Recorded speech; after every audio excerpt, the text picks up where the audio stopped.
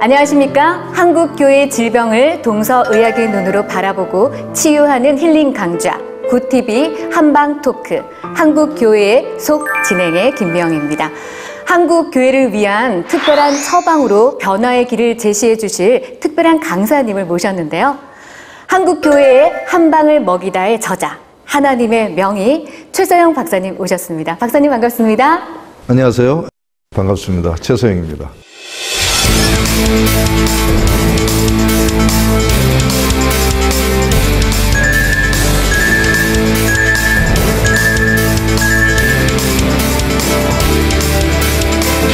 패러다임 연구소에서 오신 송혁관 소장님이 오셨습니다. 안병우 목사님도 나오셨습니다. 그리고 한국교회의 희망이죠. 이상현 청년 성도님도 나오셨습니다. 네, 그러면 본격적으로 토크를 시작해 볼 텐데요. 오늘의 주제가 한국교회 속 들여다봅시다인데요. 오늘 오신 네 분은 한국교회 속을 제대로 들여다보실 꼭 필요한 네 분만 모이신 것 같습니다. 사실 한국교회를 향한 쓴소리가 나오기 시작한 것은 비단 최근의 일만은 아니잖아요. 그런데도 아직 뚜렷한 해결 방안을 찾지 못한 것 같아요. 지금 한국교회를 향한 이야기들을 우리가 단순히 불편한 이야기로만 생각할 게 아니라 지금 사회가 교회를 향해서 던지는 이야기들이 하나님께서 이 상황을 통해서 우리가 무엇을 알기를 원하시고 또 어떠한 변화를 요구하시는지에 대해서 조금 더 생각해 볼 수 있는 계기가 되면 좋겠습니다.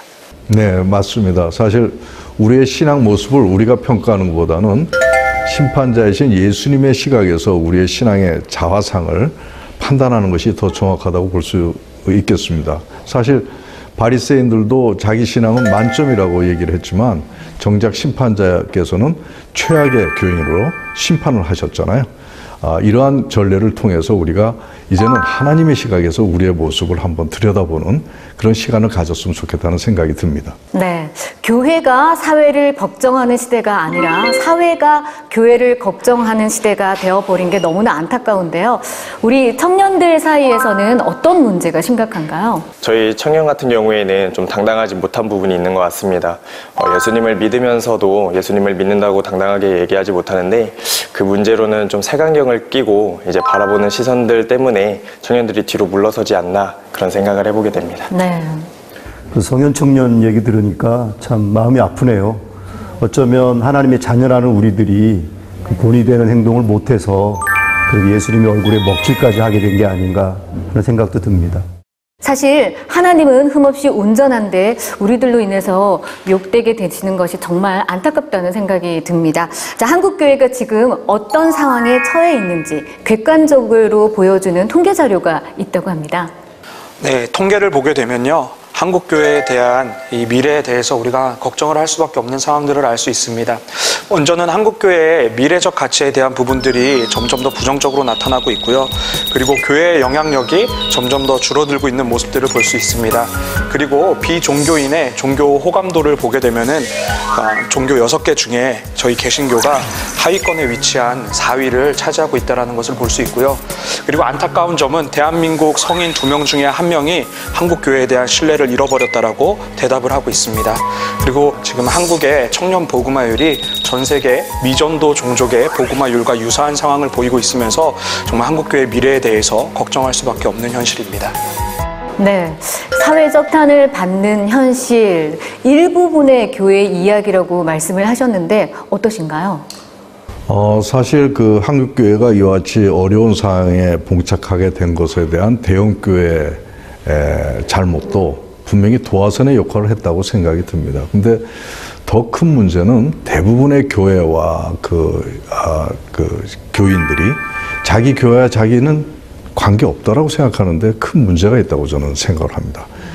이제는 우리가 이 한국교회가 이렇게 된 것에 대해서 부끄러운 예수님을 사회와 미래에다가 전해준 거잖아요. 사실 따져보면 이것에서 우리 모두가 자유롭지 못하다고 하는 생각을 해야 됩니다. 이제는 안일하게 교회만 열심히 다녀서는 안 된다고 생각합니다. 그리고 자기 신앙 생활 아주 출중하다고 자부하는 사람들도 이제 한국교회의 미래와 현 자화상을 좀 생각할 줄 아는 그런 마음으로 바뀌어야 된다고 생각합니다. 사실 자기 회사만 잘 되면 뭐 합니까? 나라가 망하면 다 끝 아니겠습니까? 이제는 우리 모두가 한국교회 현 주소를 정확하게 직시하면서 이것을 어떻게든지 주님께서 기뻐 받으시는 올바른 교회상이 구현이 되도록 우리 모두가 생각과 마음을 합해야 될 때다. 더 늦기 전에 이러한 자세를 가지고 우리가 새롭게 하는 그런 일들을 좀 노력해야 되겠다 하는 말씀을 드리고 싶습니다. 그래서 이번에 우리 강의가 정말 우리 한국교회 전체가 한 마음으로 이제 좀 마음 잡고 다시 좀 시작을 해보자, 새롭게 해보자는 결집이 되는 수 있는 계기가 되었으면 하는 바람을 말씀을 드리고 싶습니다. 네, 정말 오늘 한국교회 속을 제대로 들여다보고 해결 방안을 모색을 해봐야 되겠습니다. 자, 오늘 강연을 통해 하나하나 짚어볼 텐데요. 자, 최소영 박사님을 큰 박수로 맞아주시죠.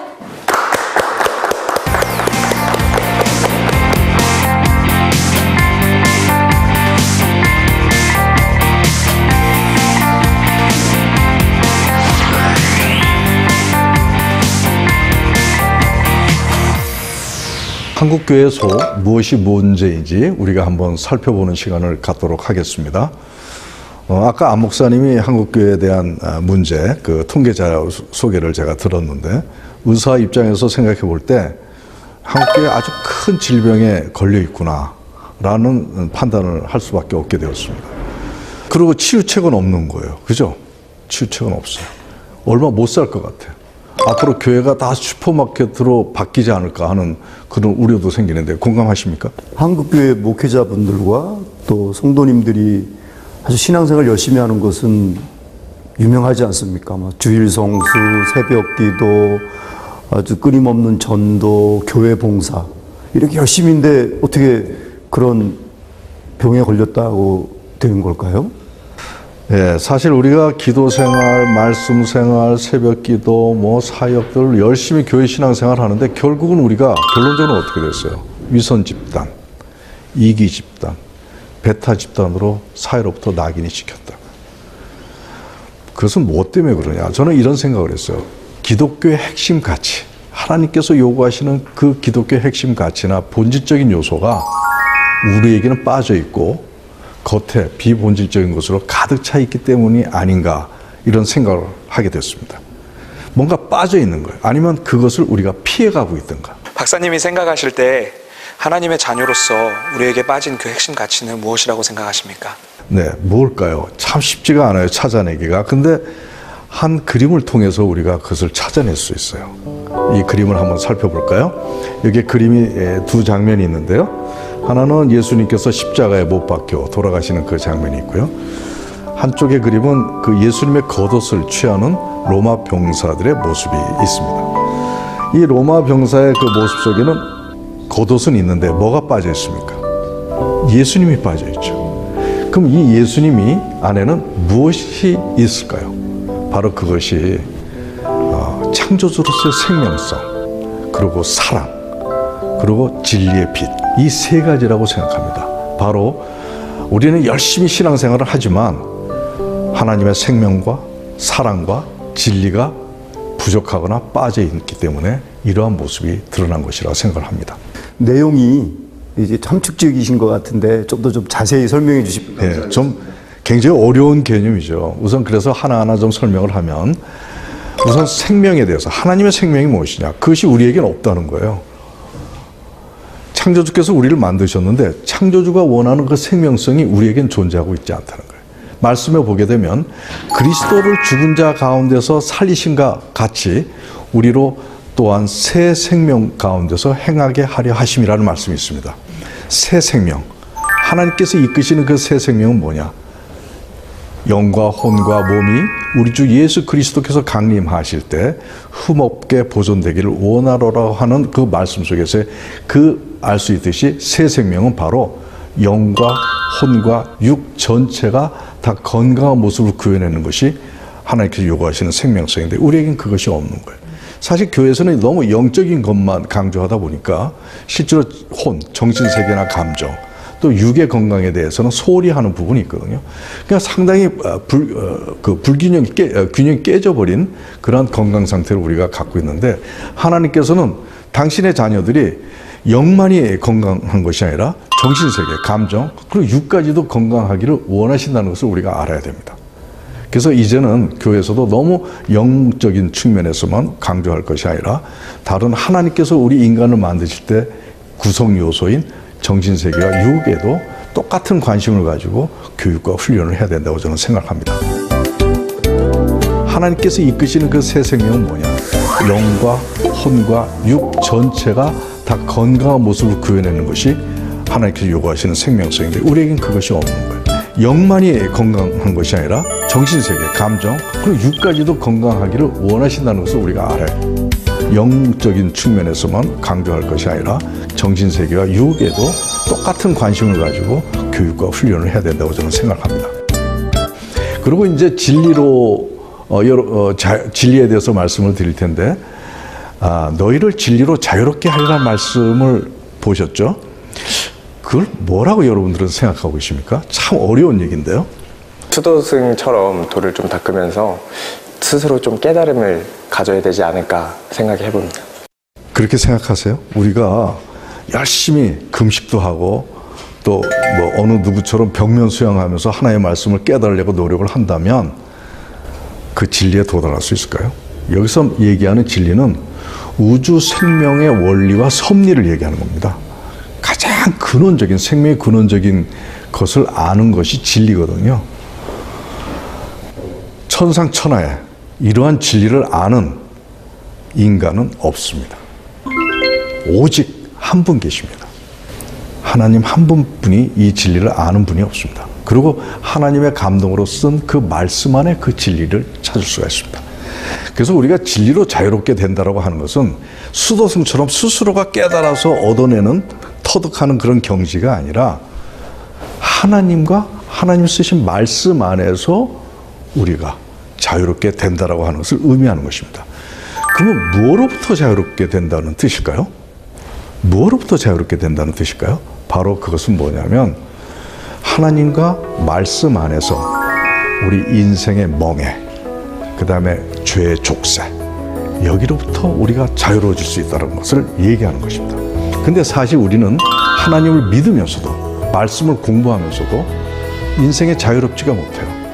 힘들 거 다 힘들고 고민할 거 다 고민하고 두려워할 거 다 두려워하고 욕심낼 거 다 욕심내고 교만할 거 다 교만하고 미워할 거 다 미워하고 자유롭지 못해요. 그게 다 죄거든요. 그 죄의 족쇄 속에서 우리는 자유로운 신앙인의 모습을 보이지 못하고 있다는 것입니다.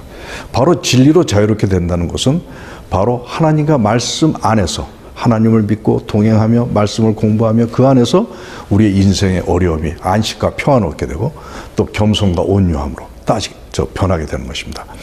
여러분들이 만약에 진리로 자유롭게 되는 그 경지를 우리가 좀 쉽게 얘기한다면 이렇게 예를 들을 수가 있는데요. 만약 여러분들한테 누가 공격을 하고 손해를 끼친다면 여러분들 어떻게 반응하세요? 화가 나죠. 네, 화가 나. 네. 또 미워하고. 그렇죠? 그건 자유롭지 못한 거예요. 진리는 뭐라고 얘기하냐? 온유, 이해, 용서하라고 얘기합니다. 그게 진리입니다. 그래서 그 진리 안에서 우리가 온유한 모습과 이해하는 모습과 용서의 자세로 갖는 것이 자유로운 인생이 되는 것입니다. 그리고 만약에 돈과 명예와 권력이 여러분들한테 있었다고 칩시다. 여러분들 어떻게 됩니까? 교만이죠. 진리는 그게 아니라는 겁니다. 진리는 우리에게 더 겸손하고 절제하라고 얘기하는 것입니다. 그리고 만약에 여러분들이 어떤 일을 하다가 실패하고 좌절하고 실패했다고 칩시다. 그럼 여러분들 어떻게 됩니까? 두려워하고 우울해지고 그렇게 되죠. 슬퍼지고. 진리는 그렇게 얘기하지 않습니다. 진리는 바로 여기서도 희락과 평안을 유지해라. 그리고 수많은 유혹 앞에 놓여 있는데 우리 세상은 그럴 때마다 우리는 흔들리면서 탐욕이 생기고 세상에 속해 있는 세속화적인 행동을 할 수 있잖아요. 진리는 그렇게 얘기하지 않습니다. 항상 담대하고 평강을 유지하고 악의 길로 빠지지 말라. 바로 이러한 모습들이 하나님과 말씀 안에서 자유롭게 된 경지다. 이렇게 얘기할 수 있습니다. 근데 우리는 하나님을 믿으면서도 그런 경지를 누리지 못하고 있잖아요. 그래서 우리가 진리가 없다는 것입니다. 진리로 자유롭지 못하는 것이죠. 만약 여러분들한테 누가 공격을 하고 손해를 끼친다면 여러분들 어떻게 반응하세요? 화가 나죠. 네, 화가 나고 네. 또 미워하고 그러죠. 온유하라, 이해하라, 용서하라고 얘기해요. 그게 진리입니다. 진리는 우리에게 더 겸손하고 절제하라고 얘기하는 것입니다. 항상 담대하고 평강 유지하고 악의 길로 빠지지 말라. 바로 이러한 모습들이 하나님과 말씀 안에서 자유롭게 된 경지다, 이렇게 얘기할 수 있습니다. 근데 우리는 하나님을 믿으면서도 그런 경지를 누리지 못하고 있잖아요. 그 다음에 이제 세 번째, 이제 사랑에 대해서 얘기할 텐데요. 우리가 사랑을 잘 이해하지 못하는 것 같아요. 우리가 이게 말씀해 보게 되면 하나님은 사랑이시고 우리가 사랑을 하지 아니하면 하나님에 속하지 못했다라고 얘기합니다. 말씀해 보게 되면 이런 말씀이 있어요. 내가 가지고 있는, 내게 있는 모든 것을 내어줄지라도, 또 내 몸을 불살라 내어줄지라도 사랑이 없으면 아무 유익이 없다라고 하는 고린도전서의 말씀 기억하시죠? 여기서 여러분들 좀 이렇게 궁금한 거 없어요? 의아한 거 없으세요? 내 거 다 내주고 내 몸 다 죽여서 남을 위해서 줬으면 그게 지고지순의 사랑 아닌가요? 근데 그 뒤에 또 사랑이 없으면 얘기 나오는데 이게 무슨 연유인 거예요? 하나님의 사랑은 또 다른 면이 있다는 겁니다. 우리가 흔히 사랑을 아가페적인 사랑, 헌신적인 사랑으로만 이해를 했는데 하나님의 사랑은 거기에 그치지 않고 또 뭔가 있다는 겁니다. 그것은 바로 하나님 말씀하시기를 사랑을 율법적 차원, 계명 차원에서 말씀하신 데서 우리가 찾아낼 수 있습니다. 사랑은 감정이 아니라는 겁니다. 계명, 율법이다. 어떤 율법이냐? 하나님께서 만드신 모든 공동체와 유기체와 자연계를 온전케, 선하게 이끌어내는 그 원리들이 바로 사랑이라는 것입니다. 그래서 우리가 사랑을 더디보면 가족 공동체, 교회 공동체, 또 사회 공동체, 직장 공동체, 나라 공동체가 아름답고 선하고 온전한 공동체로 구현을 해낼 수 있는 능력이 그리스도인들한테 생긴다는 것입니다. 근데 우리가 그런 능력이 없다는 거예요. 교회 안에서도 서로 싸움하고, 가족 가운데서도 그렇고, 나라, 사회, 직장에서도 하나님의 사랑을 덧입지 못한 모습들이 너무나 많다는 것입니다. 바로 이와 같은 하나님의 사랑과 생명과 진리를 우리가 얻게 되면 우리가 영적인 법만의 건강이 아니라 정신세계나 육의세계도 건강해지고, 또 우리가 진리, 하나님 말씀과 하나님 안에서 이 인생이 평안과 가벼워진다고 했습니다. 내 짐은 가볍다고 말했습니다. 그러한 경지를 우리가 누릴 수 있는 것입니다. 근데 우리는 다 고생하고 있잖아요. 마음의 고생. 그리고 그 다음에 사랑을 덧입게 되면 우리가 속해 있는 곳은 아름다운 공동체로 변화될 것이다 라고 하는 것을 얘기할 수가 있습니다. 내 거 다 내주고 내 몸 다 죽여서 남을 위해서 줬으면 그게 지고지순의 사랑 아닌가요? 근데 그 뒤에 또 사랑이 없으면 얘기 나오는데 이게 무슨 연유인가요? 하나님의 사랑은 거기에 그치지 않고 또 뭔가 있다는 겁니다. 사랑을 덧입으면 아름답고 선하고 온전한 공동체로 구현을 해낼 수 있는 능력이 그리스도인들한테 생긴다는 것입니다. 근데 우리는 다 고생하고 있잖아요. 그래서 어쨌거나 이제는 우리가 결론적으로 알게 된 것은 우리가 열심히 기도, 말씀, 교회 사역 했지만 기독교의 본령인 하나님의 생명이 부족했고 하나님의 사랑을 실천하지 못했고 하나님의 진리 안에서 자유롭지 못했다라고 하는 것을 결론적으로 알 수 있었습니다.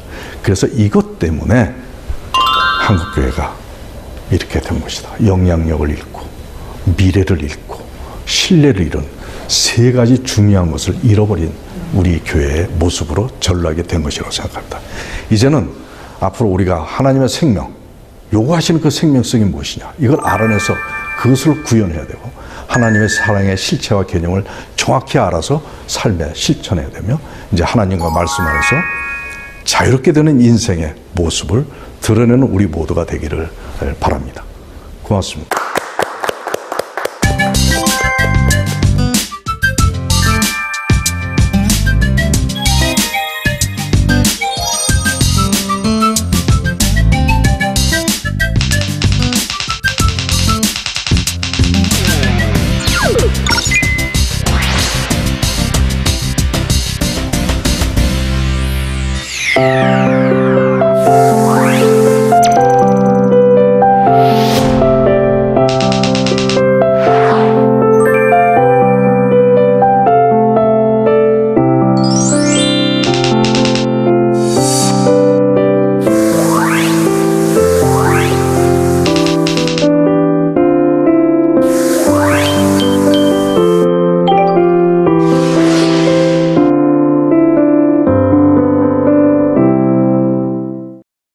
네, 최서영 박사님의 강의 너무 잘 들었습니다. 한국 교회 속 들여다보니 많이 골마 있었지만 외면하고 미루었던 문제들을 마주하고 치유책의 핵을 짚어주셨습니다. 네, 어떻게 들으셨나요? 우리가 바쁜 교회 생활하면서 무엇을 잊고 있고 또 무엇을 빼먹었는지 그런 것들을 아주 정확하게 알게 된 것 같습니다. 저도 좀 외부적인 문제를 많이 탓했었는데 강의를 듣고 나니까 좀 나의 문제가 많았구나라는 것을 깨달았던 것 같습니다. 사랑이라는 게 단순히 감정의 문제가 아니라 하나님께서 말씀하셨던 계명의 영역이라는 또 그 견해를 넓힐 수 있어서 좋았습니다. 혹시 박사님 덧붙여서 하실 말씀 있으신가요? 네, 오늘 저도 참 아주 기쁘고 감사한 자리인 것 같아요. 사실 한국교회 문제가 많다고 했는데 이걸 여러 시각에서 좀 분석도 하고 해결해 보려고 노력은 많이 하고 있잖아요. 근데 의학적 입장에서 접근해서 분석하고 또 질병을 치료하듯이 하는 그 방식은 없었습니다. 근데 사실 똑같은 거예요. 사회 병리나 몸의 병리나 똑같기 때문에 그를 연결해서 생각하면은 한국 교회에 대한 문제를 정확하게 찾아낼 수 있고 솔루션도 정확하게 구체적으로 제시할 수 있는 길이 열릴 수 있다고 생각하는데 오늘 그런 자리를 갖게 돼서 굉장히 감사를 드립니다. 오히려 제가 고맙습니다. 네, 감사합니다. 한국 교회 속을 들여다보는 첫 시간 함께 하셨는데요. 하나님이 원하시는 생명, 진리, 사랑에 대해서 그 참 의미를 되짚어보는 의미 있는 시간이었던 것 같습니다. 함께 해주신 여러분 고맙습니다.